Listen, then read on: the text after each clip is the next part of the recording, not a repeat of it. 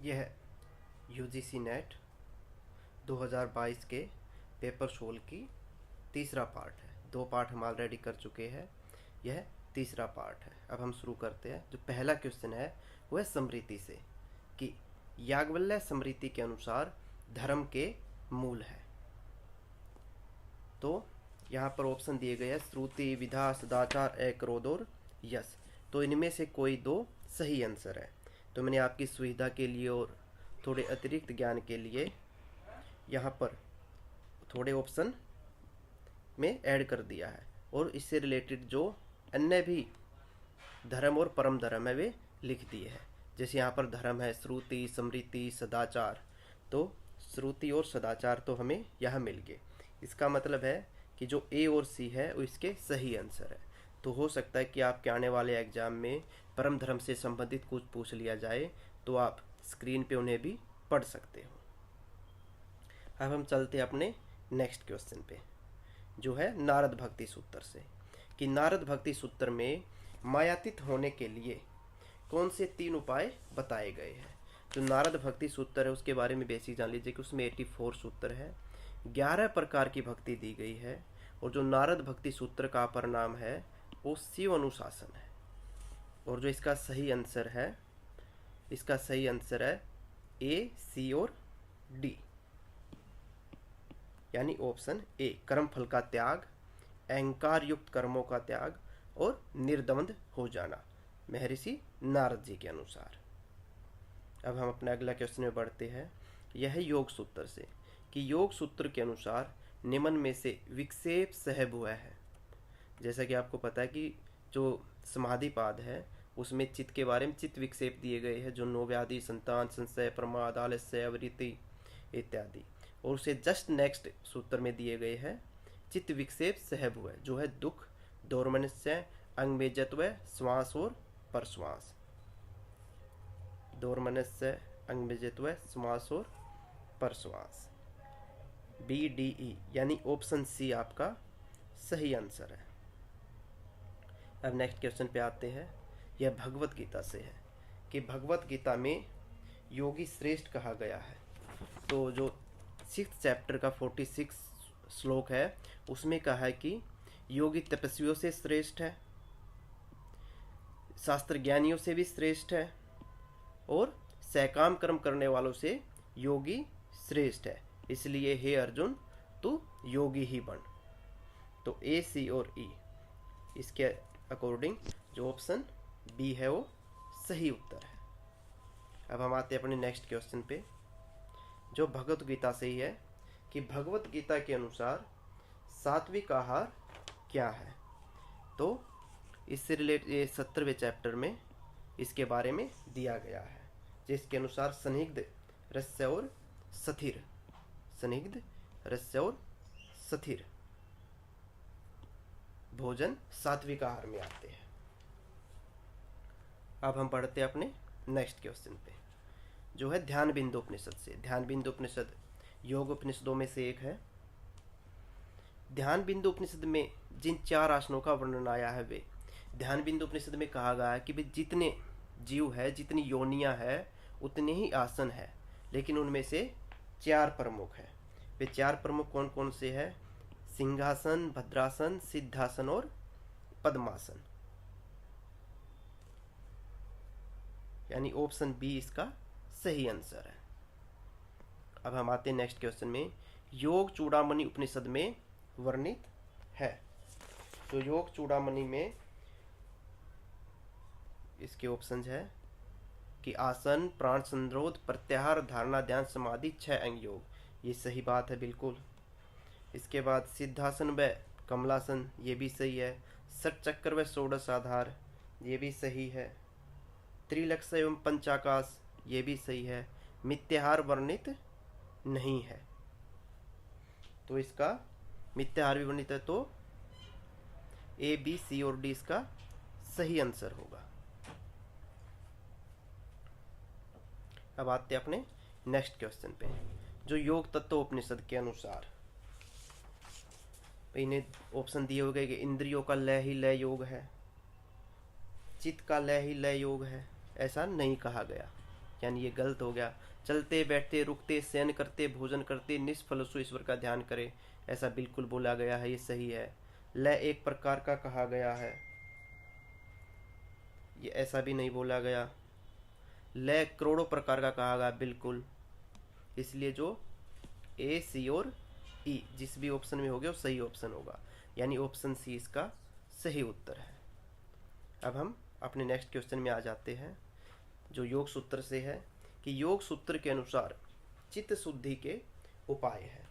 जो पहला चैप्टर उसमें लगभग चित्त के बारे में दिया गया, अभी कुछ क्वेश्चन पहले भी चित्त से संबंधित, चित्त विक्षेप सहभोग से संबंधित क्वेश्चन आया था। अब उनसे आगेला ही उनके आगे से स्टार्ट हो जाता है। जो ये है पहला सूत्र, वो पहले का 34वां कि प्राणवायु को बारंबार निकालने व रोकने से चित्त निर्मल होता है, इसका अर्थ यह सही है। अगला सूक्ष्म विषय प्रकृति पर्यंत है, यह चित्त शुद्धि से रिलेटेड नहीं है। अगला विशोका व ज्योतिष्मति, यानी शोक रहित ज्योतिष्मति प्रवृत्ति मन को स्थिर करती है, यह फिर चित्त से संबंधित आ गया। अगला उस ओमकार का जप व अर्थ स्वरूप ईश्वर का चिंतन, इससे संबंधित नहीं है। जो अंतिम है वितराग को विषय करने वाला चित्त स्थिर हो जाता है, या फिर चित्त स्थिर हो रहा है, यानी ए सी और ई, यानी जो ऑप्शन डी है वो हमारा सही उत्तर है। अब हम आते हैं अपने नेक्स्ट क्वेश्चन पे, ये भी योग सूत्र से है। योग सूत्र के अनुसार भूतजय के परिणाम स्वरूप क्या होता है। यहाँ पर जो तीसरे का 45वां है, इसमें स्पष्ट दिया गया है कि भाई जो हमारा भूतजय परिणाम है उससे क्या होता है, अनिमादि का प्रादुर्भाव और काह्य संपत्ति की प्राप्ति। आपको ध्यान रखना होगा कि योग सूत्र में सिर्फ अनिमा आदि शब्द प्रयोग हुआ है, अष्ट सिद्धि प्रयोग नहीं हुआ है। तो अनिमा आदि में ही बाकी की, जब उसकी एक्सप्लेनेशन या व्याख्या में हमें बाकी की जो अष्ट सिद्धि या 7 सिद्धि हैं, अनिमा गरिमा लगिमा महिमा प्राप्ति प्रकाम्य से तौर वसीतो, वे सिद्धियाँ मिलती है। अब आ जाते हैं हम अपने नेक्स्ट क्वेश्चन पे, जो है 51। यह है हमारी हठ प्रदीपिका से। यहाँ पर पूछा गया कि यहाँ पर आप हठ प्रदीपिका के अकॉर्डिंग नाद की अवस्थाएं बताइए। तो नाद की 4 अवस्था है, आरंभ अवस्था, घटावस्था, परिचय और निष्पत्ति। लेकिन यहाँ पर तो अलग दे रखी है, जो परब्रह्म और तत्व ज्ञान अवस्था, जो कि हठ प्रदीपिका में नहीं दी गई। तो ए बी और डी इसका सही उत्तर होगा। अब बढ़ते हैं हम नेक्स्ट क्वेश्चन पे, यह भी हठ प्रदीपिका से है कि हठ योग प्रदीपिका के अनुसार शक्ति के पर्यायवाची है। हमारे तीसरे अध्याय या तीसरे उपदेश के 100वें श्लोक में यहाँ कुंडलिनी या शक्ति के बारे में दिया गया है, जहाँ पर स्क्रीन पर नाम अलग अलग नाम लिख दिए हैं मैंने आपकी सुविधा के लिए, कि इनमें से भी अलग भी कोई आए तो आप उसके अकॉर्डिंग याद करते हुए आपके लिए हेल्पफुल हो। तो इनमें से क्या क्या ऑप्शन है, भुजंगी, अरुंधति और ईश्वरी, यानी इसका जो सही आंसर है वो होगा ऑप्शन बी। अब हम बढ़ते हैं अपने नेक्स्ट क्वेश्चन पे, जो है वशिष्ठ संहिता से। वशिष्ठ संहिता के अनुसार नाड़ी शुद्धि के चिन्ह है।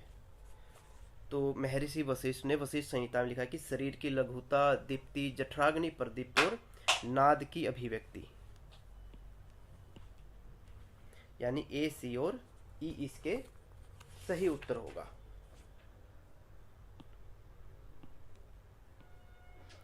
अब हम बढ़ते हैं अपने नेक्स्ट क्वेश्चन पे, जो है सामान्य स्वास्थ्य व्यक्ति के व्यवहार में साम्यता रखने वाली विशेषता है। साम्यता यानी बैलेंस रखने वाली। अब देखते, ये एक कॉमन सेंस का है भाई, सीधी बात है। सूझपूर्ण व्यवहार करोगे आप, बिल्कुल साम्यता रहेगी। सामाजिक कुसमायोजन, आपको सामाजिक समायोजन करना चाहिए, यानी सामाजिक कुसमायोजन आपको नहीं करना चाहिए। वास्तविकता का ज्ञान आपको बिल्कुल होना चाहिए। ऊट पटांग व्यवहार किसी को भी नहीं करना चाहिए, और विवेकी व्यवहार होना चाहिए। तो एक कॉमन सेंस बेस्ड क्वेश्चन था, जिसका आंसर होगा बी और डी, यानी ऑप्शन डी। अब आगे बढ़ते हैं हम अपने नेक्स्ट क्वेश्चन पे। क्वेश्चन नंबर 55, ये है मनोगत्यात्मक चिकित्सा के भाग कौन से हैं। तो जो हमारा फ्राइड की चिकित्सा है उसका जो संरचनात्मक मॉडल है, गत्यात्मक या संरचनात्मक मॉडल कहा जाता है, उसके 3 भाग है, उपाहम, अहम और उपाहम। तो पहला तो ये फ्राइड की मनोविश्लेषिक चिकित्सा और अहम विश्लेषण, ए और डी इसके सही उत्तर होंगे, यानी ऑप्शन ए इसका सही उत्तर है।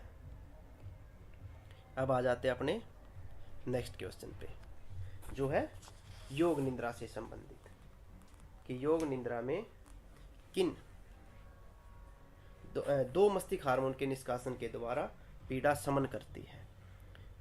तो यहाँ पर मैंने डिटेल्स लिख दिया कि ये हार्मोन्स या न्यूरोमीटर किस काम आते हैं। तो यहाँ पर इसका ऑप्शन बी भी ठीक हो सकता है, लेकिन ए इसका ऑप्शन नहीं हो सकता, बी इसका ऑप्शन नहीं हो सकता, ए और डी इसके ऑप्शन नहीं हो सकते। तो हमें पहले देखना कि जिस यहाँ पर ए और बी है इसलिए नहीं, सी और डी दोनों हो सकते हैं। यहाँ ऑप्शन बी में सी और डी दिए गए हैं। जो ऑप्शन बी है उसको हैप्पी हार्मोन कहा जाता है, सेरोटोनिन को, जिससे फील गुड होता है और एंजाइटी कम होती है। जो एंडोर्फिन है न्यूरोमीटर, जो एंजाइटी के लिए स्पेशल हार्मोन है जो उसको कम करता है। और जो हमारा एंसेफ्लिन है न्यूरोट्रांसमीटर है, ये पेन फाइबर को बंद कर देता है और हमें इंस्टेंट रिलैक्सेशन देता है। अब हम चलते हैं अपने नेक्स्ट क्वेश्चन पे। इसका सही आंसर होगा सी और ई। हमारा नेक्स्ट क्वेश्चन है 57, जो ईशावास्य उपनिषद से संबंधित है। इन्होंने पूछा है कि ईशावास्य उपनिषद से संबंधित निम्न में से क्या है। तो यहाँ पर 5 अलग अलग श्लोक या कुछ पंक्ति दी है। जो अंगुष्ठ मात्र पुरुषो मध्य आत्मनि तिष्ठति, जो कठोपनिषद से है। सत्यम ज्ञान मनंतम ब्रह्म, यह ब्रह्मानंद वल्ली है जो तैत्तिरीय उपनिषद की उससे लिया गया है। विद्या अमृतम नुस्ते, ये ईशा उपनिषद से है, जो कि हम क्वेश्चन में पूछा गया है। मन प्रश्नोपाय, ये महोपनिषद से है। और हिरण्यन पात्रेन ईशा उपनिषद से है। यानी जिस भी ऑप्शन में सी और ई होगा वह हमारा सही उत्तर होगा, यानी ऑप्शन डी हमारा सही उत्तर है। तो इस प्रकार आप जब भी पेपर के लिए पढ़ें तो जो रिलेटेड ऑप्शन भी पूछे जा रहे हैं मोस्ट प्रोबेबली वे बार बार पूछे जा रहे हैं और इम्पोर्टेंट है, तो आप उन्हें भी ध्यान में रखते हुए ही अगले पेपर के लिए अपनी तैयारी कीजिए। अब आ जाते हैं हम क्वेश्चन नंबर 58 पे, कि योग अभ्यास के प्रारंभ में किससे बचना चाहिए। यह घेरण संहिता के मिथ्याहार से संबंधित क्वेश्चन है। तो यहाँ पर महर्षि घेरण ने स्पष्ट रूप से कफित, कान, बिल, पांडु, कदम, पलास्का, जंबीरा, सालमती इत्यादि का वर्णन किया है। तो इस प्रकार के क्वेश्चन तो आपको एक्यूरेट याद करने ही पड़ेंगे। बहुत इंपॉर्टेंट टॉपिक्स है जो आपको वैसे ही तैयार करने होंगे। अब आ जाते हैं हम अपने नेक्स्ट क्वेश्चंस पे, कि दिए गए कथनों को ध्यान से पढ़े, वह सही कथन को चुने। यहाँ पर है कि योगासन में स्थिर परिवर्त शरीर और इसके अंगों की स्थिति को आराम की स्थिति बनाए रखने में लगे रहते हैं। ये बिल्कुल सही है। जैसे हमारा ट्री पोज है, इसका ये एग्जाम्पल है। योगासन में स्टेटोकाइनेटिक्स रिफ्लेक्स गत्यात्मक स्थिति के लिए उत्तरदायी है, नहीं ये उसके लिए उत्तरदायी नहीं है, इसलिए ये ऑप्शन सही नहीं होगा। योगाभ्यास में स्थिर रिफ्लेक्स एगोनिस्ट एंटागोनिस्ट व अन्य मांसपेशी संकुचन के समन्वय में लगे रहते हैं। नेक्स्ट है योगाभ्यास में राइटिंग रिफ्लेक्शंस में सामान्य या मूल स्थिति में किसी प्रकार के भटकाव को ठीक करते हैं। राइटिंग रिफ्लेक्स यहाँ पर दिया ही राइटिंग रिफ्लेक्स और भटकाव, यानी भटकाव को राइट कौन करेगा, राइटिंग रिफ्लेक्सिस, यानी ये सही ऑप्शन है। योगाभ्यास में स्टेटोकाइनेटिक परिवर्त सुचारू, संतुलित और अनवरत संचलन को बनाए रखने के लिए महत्वपूर्ण है। आप इस प्रकार के जो क्वेश्चंस होते हैं, यदि अंग्रेजी में आप देखते तो कई बार आपको बेटर अंडरस्टैंडिंग होती है कि in yoga practice statokinetics reflex आज important to maintain a smooth balanced and progressive movement. ये भी इसका सही ऑप्शन है, यानी ए, डी और ई इसके सही उत्तर है, ऑप्शन ए। अब आ जाता है हमारा नेक्स्ट क्वेश्चन, जो है प्रोलैप्स कंडीशन के लिए सर्वाधिक उपयुक्त मुद्रा और बंद कौन सी है। तो पहली बात तो आपको पता होना चाहिए कि प्रोलैप्स कंडीशन किससे रिलेटेड है। ये हमारे पेल्विक रीजन से रिलेटेड यूट्रिन कोलैप्स की कंडीशन है। तो अब पेल्विक रीजन में कौन कौन से अभ्यास आते हैं हमारे, जाल अंदर बंद हमारा ऊपर हो गया तो ये ऑप्शन नहीं हो सकता। पासिनी मुद्रा या योग मुद्रा भी उससे संबंधित नहीं है। लेकिन असमनी और वज्रोली हमारी दोनों मुद्राएं किससे संबंधित है, पेल्विक रीजन से। मूल बंद और उड्डयन बंद या फिर जाल अंदर बंद आ गया तो ये भी ऑप्शन नहीं होगा। इसका मतलब सी और डी हमारे सही ऑप्शन होंगे। तो अब हम बाकी के क्वेश्चन अपनी नेक्स्ट वीडियो में करते हैं।